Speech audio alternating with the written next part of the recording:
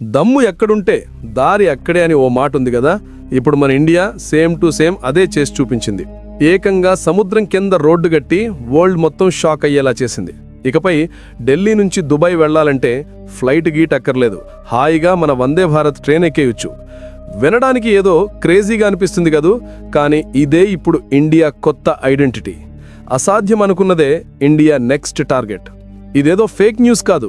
Engineering, technology, ఇంకా self respect అంటే ఏంటో వీటన్నిటి డెఫినిషన్నే మార్చేసిన రియాలిటీ. ఒకప్పుడు ఢిల్లీ నుంచి వారణాసి వెళ్లిన ట్రైన్ ఇప్పుడు ఏకంగా అరేబియా సముద్రాన్ని దాటేసి దుబాయ్ ఇసుకలో ల్యాండ్ అవుతుంది. ఇది ఉత్త ట్రాక్ కాదండి బాబు, ఇది మన ఇండియా దమ్ముకు సింబల్. పొద్దున్నే సారాయి రోహిల్లా స్టేషన్లో ట్రైన్ ఎక్కితే ఈవినింగ్ కల్లా బుర్జ్ ఖలీఫా ముందు దిగిపోవడం జస్ట్ ఇమాజిన్ చేసుకోండి.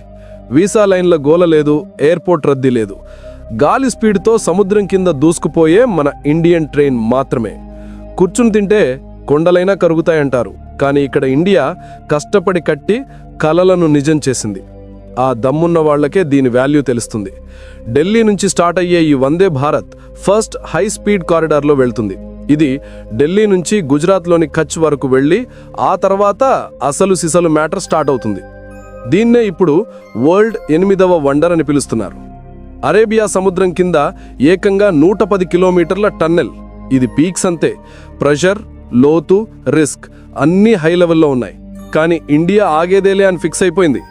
వందల మంది ఇంజనీర్లు, వేల మంది సైంటిస్టులు, కోట్లాది మంది భారతీయుల హోప్స్ సముద్రాన్ని చీల్చుకుంటూ ఇనుప నరాల్లాంటి ట్రాక్ వేయాలన్న ఈ డ్రీమ్కు లైఫ్ ఇచ్చాయి. ఈ టన్నెల్లో సముద్రం కింద ఉన్నా సరే ఎయిర్ ప్రెషర్ బ్యాలెన్స్డ్గా, టెంపరేచర్ కరెక్ట్గా ఉండేలా టెక్నాలజీని సెట్ చేశారు. ఒక స్పెషల్ ఏఐ సిస్టమ్ ఆక్సిజన్ లెవెల్స్ని మానిటర్ చేస్తూ ఉంటుంది. లోపల కూర్చుంటే ఏదో ఫ్లైట్లో ఉన్న ఫీలింగ్ వస్తుంది, కానీ రియాలిటీలో మీరుంది సముద్రం అడుగున. ఇక విండోస్ గురించి చెప్పాలి. అవి మామూలు విండోస్ కావు, ఏఆర్ విండోస్. అంటే 3Dలో మనకు చేపలు, తిమిండలాలు, మొత్తం అండర్ వాటర్ వరల్డ్ను లైవ్లో చూపిస్తాయి. ప్రతి సీన్ చూస్తుంటే ఇండియా సైన్స్ను కూడా ఒక ఆర్ట్లా మార్చేసిందా అనిపిస్తుంది. ట్రైన్ ఒమన్లో అడుగు పెట్టగానే బయట సీన్ మొత్తం యూటర్న్ తీసుకుంటుంది. నీళ్ల బ్లూ కలర్ కాస్త గోల్డెన్ ఇసుకలా మారిపోతుంది. ఒంటెల గుంపులు కనిపిస్తాయి. గాలిలో ఎడారి హీట్ తగులుతుంది. ప్రతి ప్యాసింజర్ ఫేస్లో ఒకటే ఎక్స్ప్రెషన్, ఇండియా మళ్లీ చేసి చూపించిందిరా భాయ్ అనే.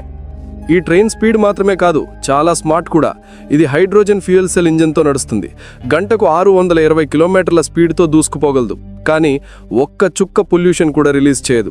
ఈ ట్రైన్ ఎన్విరాన్మెంట్కి శత్రువు కాదు, ఒక బెస్ట్ ఫ్రెండ్ లాంటిది. ప్రతి సీట్ ఒక smart seat. Temperature, lights, music అన్నీ మన ప్రిఫరెన్స్కి తగ్గట్టు సెట్ చేసుకోవచ్చు. ఏఐ